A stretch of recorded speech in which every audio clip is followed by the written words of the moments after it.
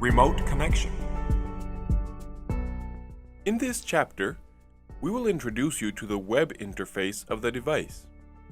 We will not explain on how to configure and connect to the device remotely.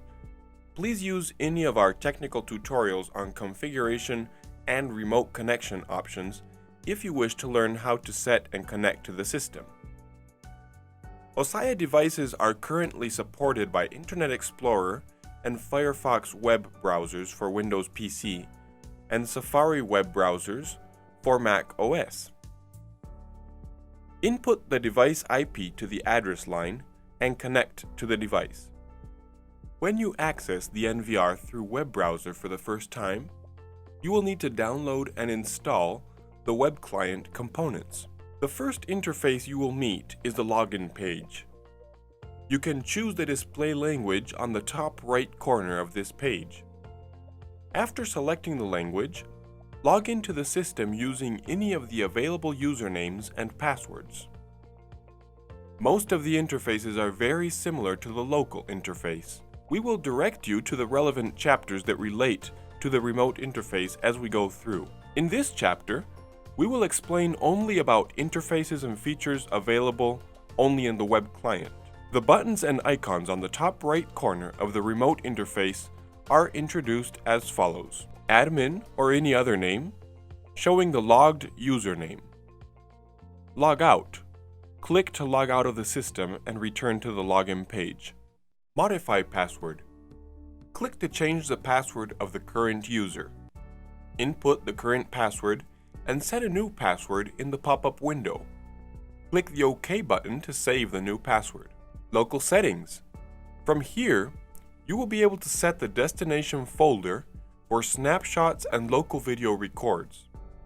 Set the snapshot number and destination paths and click Apply button to save the settings. The main interface is the live display.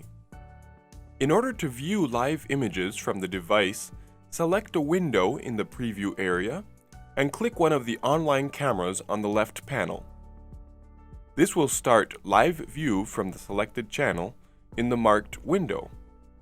Switching to different split layouts will fill all the cameras in the listed order. Now we will introduce you to the other interface controls. The left panel contains the camera and in-channel sequence lists. You can hide it by clicking on the left arrow and unhide it by clicking on the right arrow. If necessary, you can search for a camera by its name. The main toolbar at the bottom contains the following icons. Layout button. Use it to choose the screen split layout. OSD button. The OSD or on-screen display button will disable or enable and marking and writings made by the system. It will not affect the camera OSD. Full screen button. Enables full screen mode. Use the right mouse button to exit the full screen mode. All to mainstream button. Switches the entire viewed camera to mainstream. This button will not be available if the number of viewed channels is larger than the system capacity to provide mainstream channels.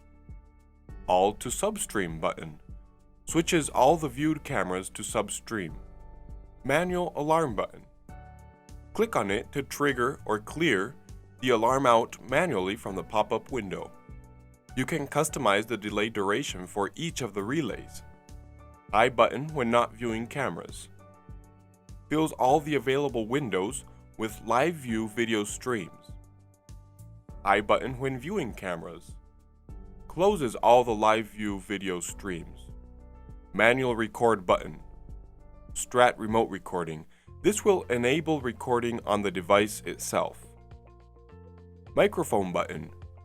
Will open voice channel with the device audio out port. This feature is not supported by all recording device models. On the right, we have the single camera control interface. Click on the left arrow on panel to show it and the right button to hide it. There are two tables. Operation, which contains control buttons that relate to the video, and PTZ for PTZ operation. The default interface is Operation. We will now introduce you to the operation panel buttons. Snapshot button. Save local snapshots from the camera. Local record button. Record the video from the camera locally on your computer. Click on it again to stop the record. Remote record button. Enable remote manual record for the specific channel. This will be saved on the device. Magnifying glass buttons. To perform digital zoom in and out on the displayed image. Once zoomed in, use the mouse to click and drag the picture. 3D button is still under development and cannot be used at the moment. Mute and volume bar. Use it to unmute and mute the channel's audio input. Use the bar to adjust the volume. Next, we have the PTZ panel. The arrow buttons are used to control the PTZ movement. The slide bar is for setting the movement speed. Zoom buttons for optical zoom control. Focus buttons for focus control. Iris buttons for iris control. The flag button is for preset list. The circled PTZ button is the cruise list. You cannot set presets and cruises from this interface, only from the PTZ configuration interface. Now, we will go to Remote Playback Interface. Click on the Playback tab to access it. Choose the required event types and cameras and set the desired date.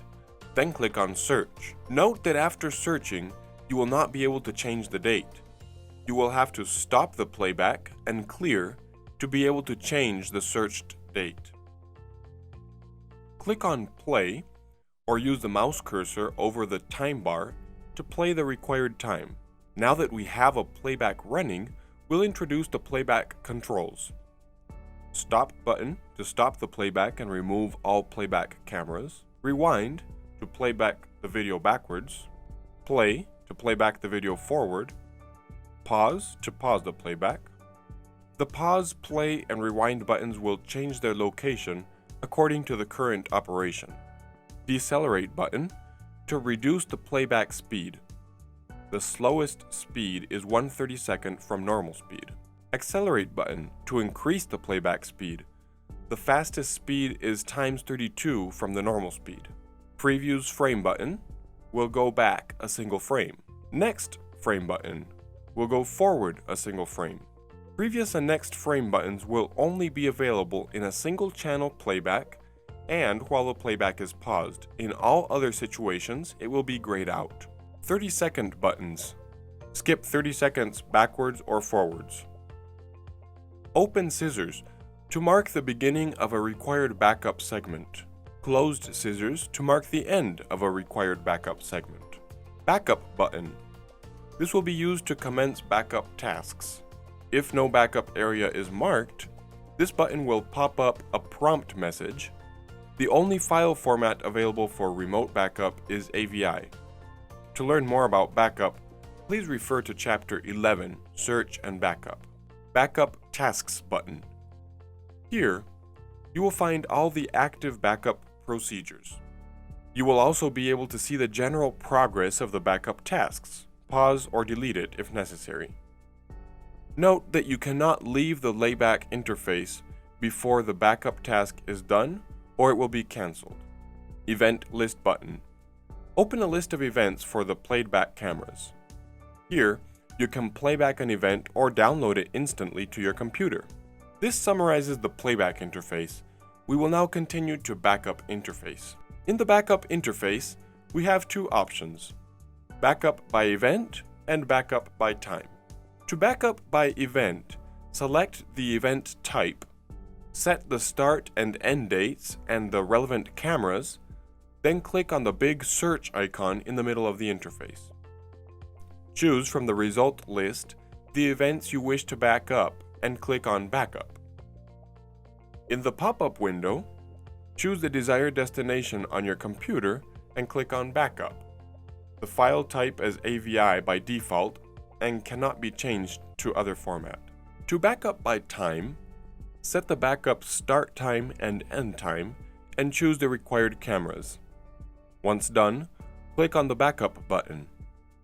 In the pop-up window, choose the desired destination on your computer and click on Backup. The file type is AVI by default and cannot be changed to other formats. Backup Tasks tab. Here you will find all the active backup procedures. You will also be able to see the general progress of the backup tasks, pause or delete them if necessary. Note that you cannot leave the playback interface before the backup tasks are done or it will be cancelled. Please note that you cannot leave the backup interface as long as there are active backup tasks or they will be cancelled. Next and last is the function panel. It is parallel to the settings of the local interface. All of these settings are identical to the device local interface. Please refer to the configuration chapters 3 through 10 for more information. Please note that not all of the configurations are available to configure remotely. If any of the settings are not available or grayed out, it means that that setting can be done via the local interface only. This finalizes the remote connection chapter and the whole tutorial. This was the full introduction movie for Ossia Provision ISR Operation System. We hope you have enjoyed and wish to thank you once more for joining us.